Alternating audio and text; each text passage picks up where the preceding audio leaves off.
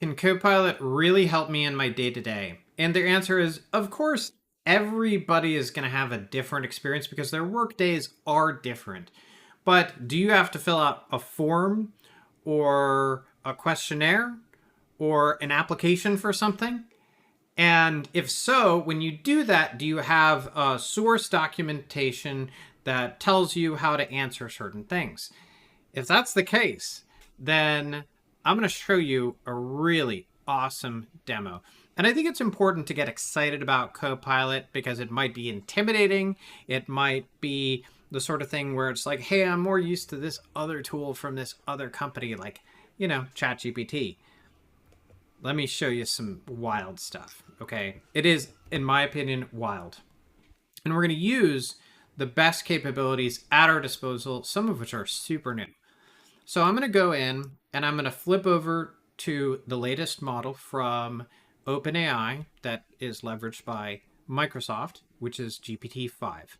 That model is very, very powerful, and we're going to need its power to do this. And I want to show you filling out this. So this is a security questionnaire, but I want you to think, hey, do you ever have to fill out an application, a questionnaire, a form?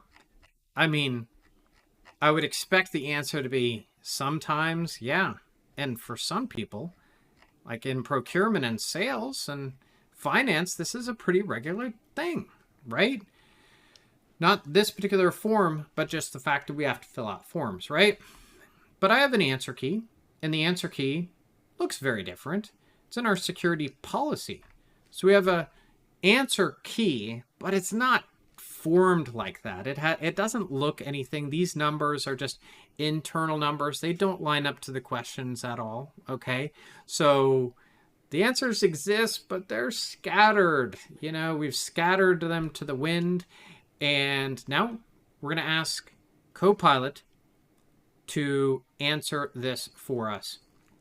This is, I think, the single most important thing that I can show you, period.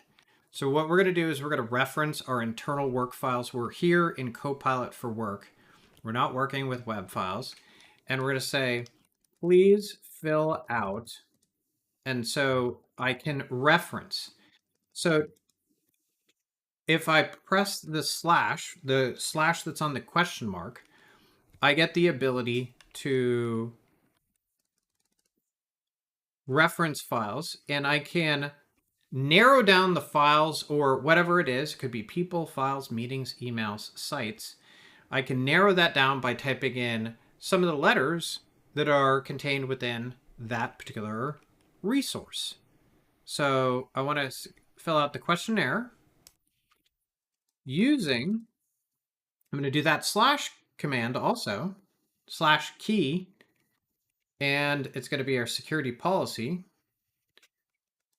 When doing so, be concise, brief. Probably don't have to say it twice. I'm going to take myself off screen so you get a chance to see. Yeah, that's a resource. Now, if you don't like using the slash, you can also add work content. So you can attach cloud files or you can upload. And there's one final way that's kind of like tried and true. If you're ever like struggling finding it, you can go to the file and you can copy the link. So it's entirely possible to just paste the copied link. Okay, so I'm going to paste that just so you get a chance to see. I'm going to press space bar, and it's going to take that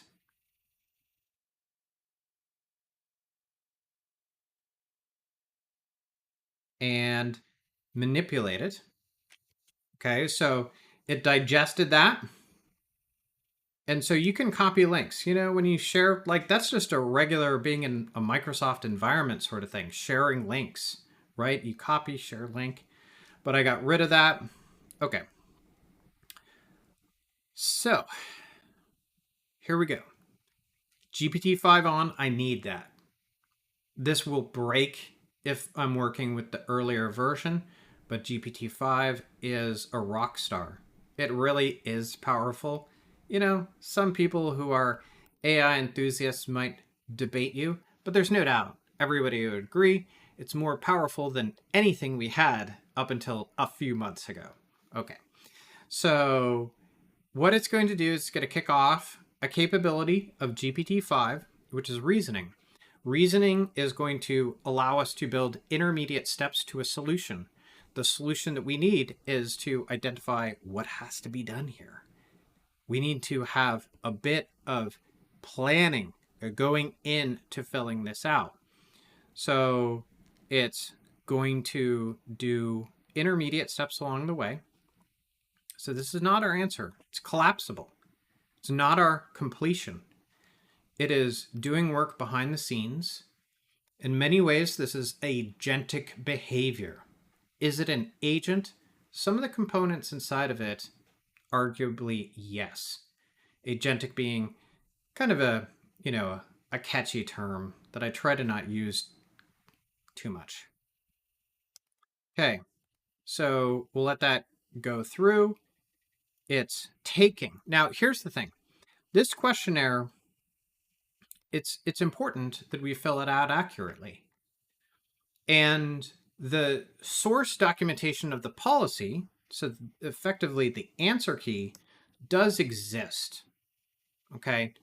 And so we're not asking the AI model to just come out with answers out of thin air. Instead, they are grounded in this document.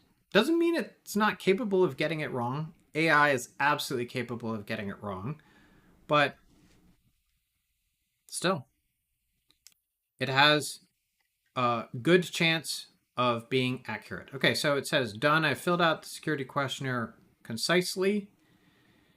And here's the completed file. Okay, so I'm going to show you the before.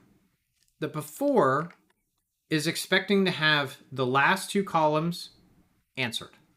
Yes, no, and information that further is a notation about this. Okay, go back to Copilot.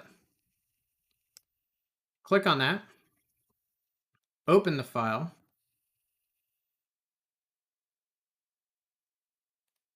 We start thinking, okay, doesn't look different. Oh, whoa.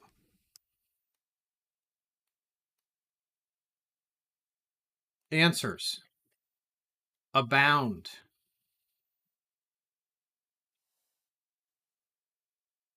This is so wildly powerful. I mean, this literally takes like 60, 90 minutes. It's a grind, and I have to look it over. I mean, you absolutely have to look it over and go, yep, yep, yep. Now, in practice, you would look it over, scrutinize it, especially for the first like 50 times you use it. And every time you see a mistake, you would want to go back to your policy document and affect it in a way that would make it more likely to hit as a correct answer and avoid future hallucinations. And so the most likely hallucinations you're going to get are when an answer is absent, when that document doesn't have an answer to the query. If you're filling out an application for something, you might get a question you've never seen before, right? That's not that unusual.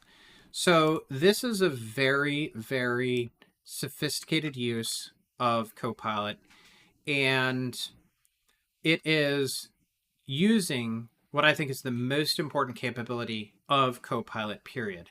And that is being able to work with your work files. Your work files need to exist in a resource area and a location that Copilot can access. That's mainly OneDrive and SharePoint. If it's on your local computer, you need to move it to the cloud in order for that to be available. Hopefully this gives you an idea of the true capabilities of Copilot. This, for me, is a wild demonstration. I deeply appreciate all of the things that's going on because it's really pushing AI to the limit. I'm using GPT-5, which is an awesome model. It's using the reasoning capability of GPT-5, which doesn't always kick on. It's using my work files. And if you're struggling with how to get your work files into Copilot, let's make sure we understand. Specifically, build them as references. So we're going to start a new chat. You can add content. So if it's in the cloud, you can find it there. If it's on your work computer, you can upload it. And one last way, if you just aren't seeing how to get it in there, copy the link, do a share. This works. So I can come back in, paste in a link to the document. This is how you would share across Teams, or maybe you link it in email. You do this in Microsoft 365 already. Most likely, it's a normal thing. So, hey, if you don't, and by the way, sometimes if it's like freshly uploaded, you're going to have a hard time finding it via the reference. So it's totally fine to just use the copied link. But if it's settled down in your OneDrive or SharePoint, if it's been there for hours, days, months, it should be pretty easily findable. And again, slash, and then type in a part of the title, a part of the name of that. And it doesn't have to start with that. It could have it anywhere in, so I just typed in /word, and anywhere that word comes up, see, it's the third word. It's not necessarily the first. Being able to reference files is the real win of Microsoft 365 Copilot.